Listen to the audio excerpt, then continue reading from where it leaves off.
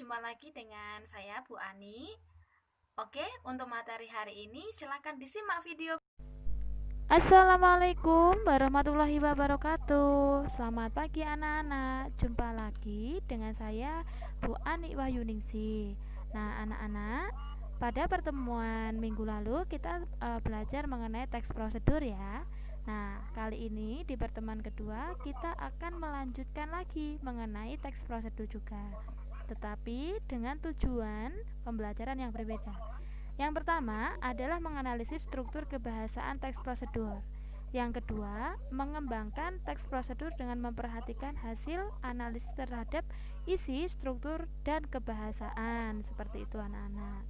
Nah, di sini masih ingat gak kira-kira teks prosedur itu unsurnya apa aja atau strukturnya apa aja? Benar, yang pertama adalah tujuan, yang kedua alat atau bahan, yang ketiga langkah-langkah, yang keempat itu ada penutup. Nah, anak-anak untuk contohnya juga sudah ada, jadi silakan diperhatikan. Dan di situ juga sudah ada pengertiannya. Silakan dibaca ya. Kita lanjut ke unsur kebahasaan. Nah, di sini ada 7 unsur kebahasaan ya, anak-anak ya. Silakan coba dibaca. Nah, setelah ini ada pengertian masing-masing seperti itu. Untuk yang pertama yaitu penggunaan kalimat perintah. Nah, kalimat perintah di sini kalimat yang mengandung makna memerintah atau meminta seseorang melakukan sesuatu sesuai dengan perintah yang ditulis. Contohnya di sini ada dua kalimat perintah, yaitu berupa pernyataan dan berupa perintah. Kalau untuk berupa pernyataan yaitu Anda perlu memposisikan angklung yang dipegang tegak dan sejajar dengan tubuh. Nah, di sini yang berupa pernyataan adalah Anda perlu memposisikan. Nah, di sini berupa pernyataan. Kalau berupa perintah, peganglah angklung dengan tangan kiri. Nah, peganglah ini merupakan kalimat perintah. Yang kedua adalah penggunaan bentuk pasif. Bentuk pasif itu adalah dilakukan. Nah, jadi hampir sama dengan kalimat perintah seperti itu. Anak-anak, paham ya sampai sini ya? Baik, kalau sudah paham, kita lanjutkan poin yang nomor 3. Nah, poin nomor 3 ini penggunaan kriteria atau batasan. Nah, penggunaan kriteria atau batasan ini yaitu kalimat perintah dalam teks prosedur dimaksudkan agar lebih jelas batasannya dan lebih rinci. Jadi, pembaca dapat melakukan seperti apa yang ditulis dalam teks prosedur. Contohnya, Anda perlu memposisikan angklung yang dipegang tegak dan sejajar dengan tubuh. Nah, di sini ada batasannya. Batasannya adalah dipegang tegak dan sejajar. Nah, kemudian yang B ini pegang angklung dengan tangan kiri. Nah, ini tanpa batasan. Jadi tidak cukup rumit seperti itu, anak-anak. Lanjut ke nomor 4 yaitu penggunaan kata keterangan cara atau alat dan tujuan.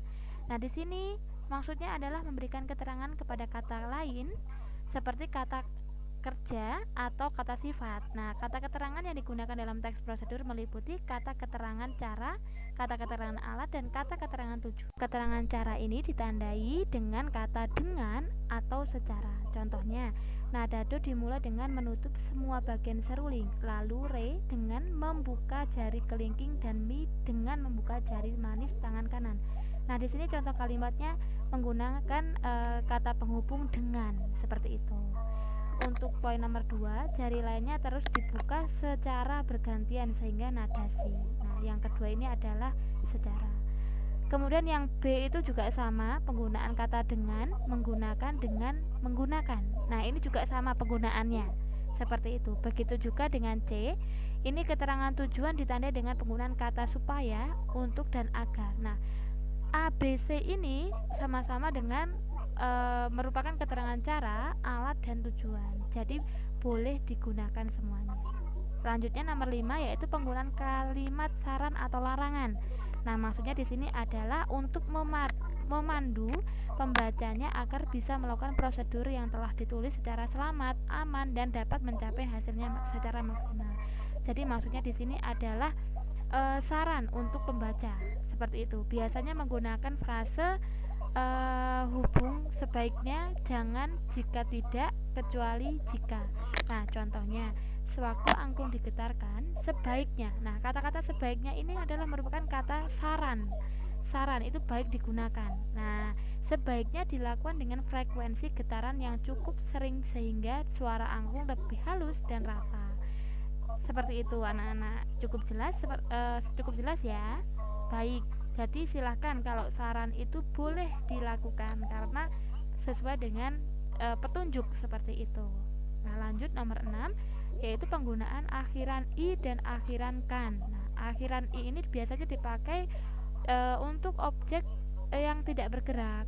Kemudian kalau akhiran kan itu dipakai jika objek bergerak. Contohnya, mainkan angklung sambil berdiri agar hasil permainan lebih baik. Nah, yang ketujuh ini penggunaan kata penghubung dan pelepasan. Maksudnya pelepasan itu mengganti bagian tertentu yang sama dan sudah tidak dibutuhkan lagi, atau kalimat itu biar lebih efektif.